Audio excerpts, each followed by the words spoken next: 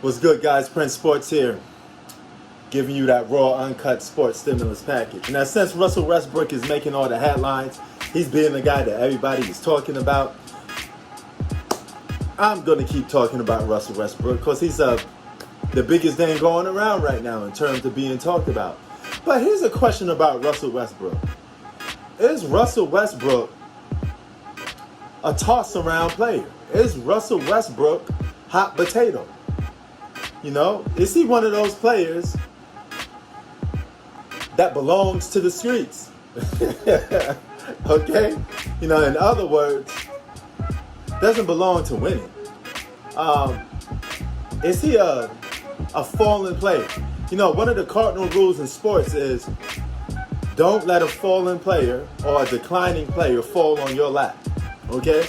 And a lot of people I'm talking to seem to try to use this scapegoat that Russell Westbrook is not only done, but he's not that dude. So now all of a sudden he joins the Lakers, Mr. Triple-Double, guy you was giving praise to, Mr. Stat Pattern himself, Mr. Guy that can shoot you out of a series, the guy that doesn't play winning basketball, a guy that I always criticize that doesn't play winning basketball. You know, and I told him that his triple-doubles were overrated. But you guys were the ones capping for him, saying how great Russell Westbrook is. But now that he's on the Lakers, he gets downgraded. Okay? He's no longer a great player because he's playing on the Lakers. Because the only guy on the Lakers that is good is LeBron James. Forget the fact that he's playing with numerous Hall of Famers, right? So let's just forget that and throw that under the rug. You know, because we like to cap and we like to lie for LeBron James. All right? Now, here's the thing. Russell Westbrook is a guy that Bradley Beal signed off on. Bradley Beal did not want to play with Russell Westbrook. Now, you know, nobody leaves a team these days without getting the okay from their star player. So if Russell Westbrook is not a Washington Wizard, it's because Bradley Beal didn't want him there. That says a lot. Because James Harden didn't want to play with Russell Westbrook. Kevin Durant didn't want to play with Russell Westbrook. Paul George was on the first ticket out. Get me out of here. After he made allegiance to Russell Westbrook. But then all of a sudden said, hey, I don't want to play with this guy no more. Go and do the math of that. Just you blew it. Figure that out. Right? He doesn't want to play with Russell Westbrook. Numerous players don't want to play with Russell Westbrook. Could it be that he's ball dominant? Holds on to the ball too long? Stat pads a triple-double? Put stats above winning? Right? He's a doorknob player. For some of these people that I've been talking to. You know, everybody gets a turn. Just like a doorknob. And just like a doorknob, they on to the next one. He goes from one team to the next. So is Russell Westbrook an all-star journeyman? Because it looks like people playing hot potato with him. They're passing him on to this guy, to that guy. Now, this could all blow up in the Lakers' face. Because on paper, this does not look good. Okay? But if you trust a franchise like the Lakers, and there's no doubt in my mind that when it pertains to one number 23, they always going to stack the deck and give him a winning team. So it doesn't matter how much Westbrook is a cancer or a hazardous to his team, because he won't be looked upon as the number one option. He's playing on his first ever super team. I dare you. I double dare you, motherfucker. Okay? With guys that's already established. And I said in my other video that the Lakers could go out and even get veterans like Dwight Howard. They could go out and get veterans, you know, like Mo Harkless, okay? Mo Harkless could come to the Lakers for the cheap on the fly. They got a lot of good selections for role players. And they got the money to back it up. They got a lot of minimum vet contracts and money to go around. So getting players won't be a problem at all for the Lakers. You surround them with a couple of shooting. One of those big three, as it with any big three, the more superstars you put on a team, the more one guy has to make a sacrifice. Usually the third option is the guy that has to make the sacrifice. And we only time will tell who that guy is.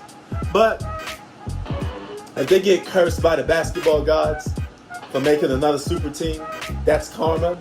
That's good for me. You know, I'll be sitting back laughing my butt off. You know, just like I'll be laughing my butt off on the Brooklyn Nets. But here's the thing that comes into play with this whole thing, okay? This could be pie in the face for the Lakers. Because I said, I do not trust Russell Westbrook, all right? On the real, I mean, I made jokes about him, but we don't call him Westbrook for no reason. You know, the man can't shoot. He's still an athletic player. He had some moments this past season. He'll win you some regular season games, but I see him get outplayed by role players in the playoffs. I remember Dame Dollar hitting a game-winning shot in Russell Westbrook's face. I remember him doing the same thing to Paul George as he waved goodbye to both of them fools. In stunning Dame Dollar fashion. No super team. Shout out to Dame Dollar. But if that's the case, what are the Lakers going to do? They're going to trade Russell Westbrook next season because it don't work? Because we all know the Lakers don't stick with any team led by LeBron, don't stick with one player or a team for long. They just want to keep stacking the deck to ensure that they're going to win. Because one thing that LeBron James tried to avoid is competition. Give me the easiest way to win, and that's it.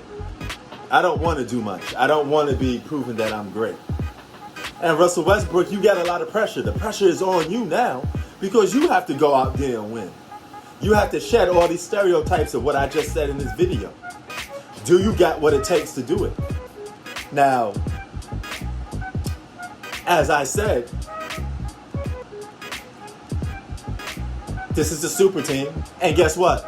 Here's the funny part about it, what I'm going to love. Rather you win, you're going to get penalized for it. Your legacy is tainted because you're on a super team. If you lose, your legacy gets tainted again because you're on a super team and you couldn't win.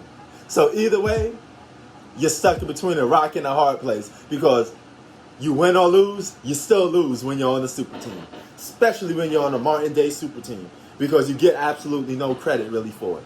My nigga. You don't believe me? Look at the years past super team championships. Do anybody care about them? Do anybody talk about them? No. Do they have any effect on anything? No. And they're legacy killers. It is what it is. Prince Sports out. Peace. It's Russell Westbrook. AD, street clothes. Man, I don't know why we call him street clothes unless he start dressing like he from Skid Row. But anyway. And Lee Brick James or Lee Hope. What are they going to do when that pressure starts to pile up? It's going to be fun. Because you know what? The same smoke that we give to the Brooklyn Nets, we're going to give to the Los Angeles Lakers. Now, you guys are going to sit there and try to downgrade Russell Westbrook and AD just because he's playing with LeBron James. So you got to uplift LeBron and downgrade your teammates.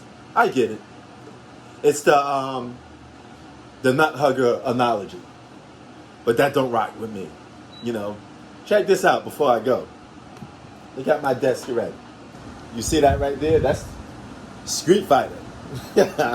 I got Street Fighter action figures I'm going to put on my desktop. So, you know, you're going to see how it all looks when it all comes together. You know, you know, I had to put something in the background to make it look good. Why not? Street Fighter is my favorite video game of all time. Big time Street Fighter lover. You know, with that being said, I'm out. Hadouken! Thanks for watching Prince Sports.